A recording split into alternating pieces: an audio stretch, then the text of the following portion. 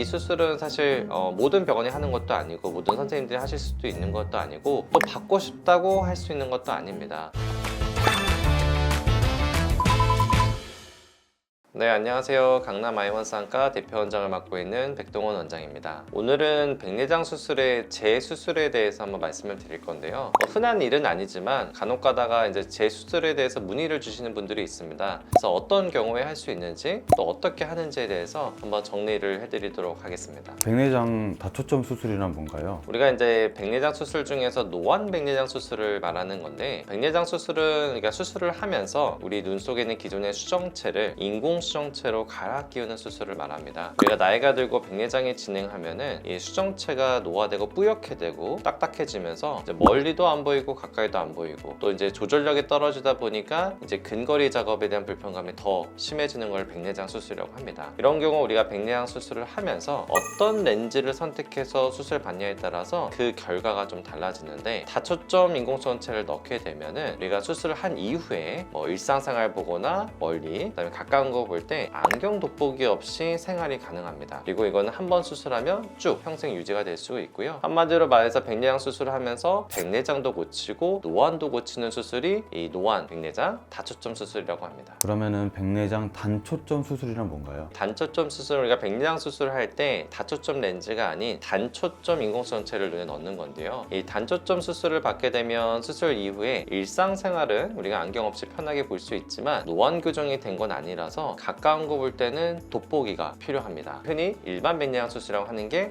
단초점 수술입니다. 단초점과 다초점 두 가지 렌즈의 차이점이 뭔가요? 우선 렌즈의 기능의 차이가 있습니다. 물론 초점이 하나냐 여러 개냐의 차이가 있는 거고요. 나는 수술 받고 나서 어떻게 보고 살고 싶냐, 이게 가장 중요한 건데요. 단초점 수술을 하게 되면 일상생활은 그래도 어느 정도 보이지만 멀리를 정말 자세히 보거나 가까운 걸 보고 싶을 때는 안경이나 돋보기를 다시 착용을 해야 됩니다. 따라서 나는 백내장 수술하고 나서도 밝아지기만 하면 돼, 뭐 안경이나 돋보기 쓰는 거는 크게 불편함이 없다, 그러면 단초점 백내장 수술을 받으셔도 됩니다. 다초점 백내장 수술을 하면은 초점이 여러 개이기 때문에 일상생활을 보거나 가까운 거 볼 때 안경이나 돋보기 없이 생활이 가능해서 쉽게 말해서 이런 도구에서 좀 해방이 될 수가 있습니다. 가끔 다초점 수술 후에 다초점에서 단초점으로 렌즈를 교체하는 수술을 하기도 한다는데 그 이유가 뭔가요? 우선은 백내장 재수술은 흔한 수술은 아닙니다. 그리고 뭐 하게 되더라도 중요한 포인트들을 좀 짚고 넘어가야 되는데, 대부분 렌즈에 어떤 심각한 손상 아니면 어떤 도수의 오차가 있지 않은 이상은 처음부터 고려를 하지는 않고요. 보통 우리가 수술을 하면 이 렌즈의 특성에 대해서 설명을 좀 드리는데, 간혹 가다가 렌즈 특성에 대해서 설명을 좀 정확하게 못 들었거나 아니면 수술을 받고 나서 본인이 생각했던 만큼의 기도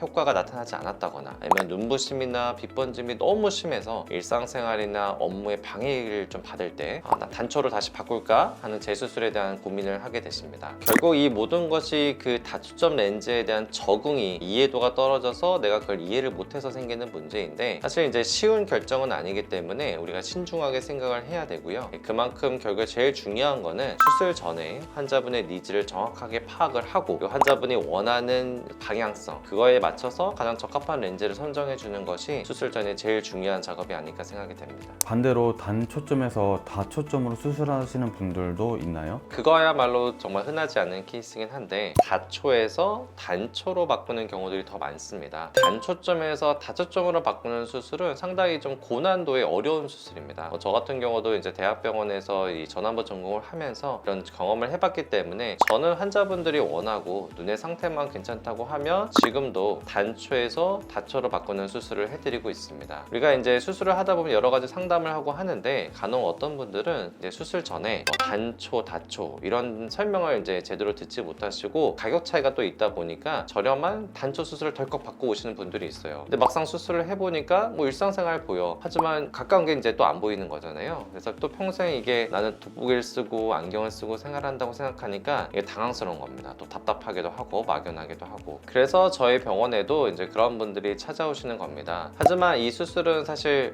모든 병원이 하는 것도 아니고 모든 선생님들이 하실 수도 있는 것도 아니고 또 받고 싶다고 할 수 있는 것도 아닙니다. 렌즈의 이제 상태, 그다음에 눈 눈의 구조물의 상태, 눈의 여러 가지 조건들을 따져보고 그게 가능하고 적합해야지만 할 수 있는 수술이 단초에서 다초로 변경하는 수술입니다. 결국은 이제 재수술로 우리가 이제 목표하는 것은 어떤 재수술을 통해서 눈의 손상이나 그런 것들을 최소화하고 다초점의 기능을 최대화로 누릴 수 있게 하는 게 이 재수술의 목표거든요. 그래서 이런 부분들을 많은 것들을 고려하고 신중하게 생각을 해야 됩니다. 만약에 나는 단초점 수술을 받았고 좀 이게 너무 불편하다, 좀 답답하다, 그래서 재수술을 생각하고 싶다 했을 때는 나는 가능한 사람인지를 체크할 수 있는 중요 포인트 3가지가 있다고 보여집니다. 첫 번째는 후발성 백내장, 즉 후낭 혼탁 치료를 받지 않은 분, 두 번째는 수술하고 1년 이내인 분, 그리고 세 번째는 첫 번째 수술할 때 특별히 어떤 손상이나 어떤 문제가 없이 수술이 진행되셨던 분. 이 3가지가 모두 적합해야지만 일단 후보군에 좀 들 것 같고요. 물론 이 경우가 아니더라도 눈 상태가 괜찮으면 수술을 진행하겠지만 일단 가장 중요한 이 3가지가 본인한테 해당되는지에 따라서 재수술 여부가 일단은 결정이 좀 될 것 같습니다. 물론 이거 결정하는 것도 쉽지 않고요. 물론 단초도 다초도 다 각각의 장단점이 있다고 봅니다. 하지만 우리가 수술을 받고 평생 살아가는 데 있어서는 제가 봤을 때는 그래도 다초의 장점이 조금 더 많다고 보여지기 때문에 나는 만약에 단초를 했는데 다초로의 변경에 대한 고민이 있으시다면 한 번쯤 방문해서 본인이 받을 수 있는 상태인지를 체크해보는 것도 나쁘지 않을 것 같습니다. 백내장이 있어서 재수술은 쉽지 않습니다. 대부분 단초에서 다초로 바꾸는 경우도 드물고요. 하지만 이제 저 같은 경우는 이런 경험들을 해보고 있고 실제로 환자분들에게 다초로 변경해드렸을 때 만족도도 저는 확인을 하고 있습니다. 그래서 본인이 좀 이런 거에 대한 고민이 있다면 주저하지 마시고 찾아주시면은 안경이나 돋보기로부터 해방될 수 있는 좋은 기회가 될 수 있습니다. 그래서 한번 상태를 정확히 말씀드릴 테니까 언제든지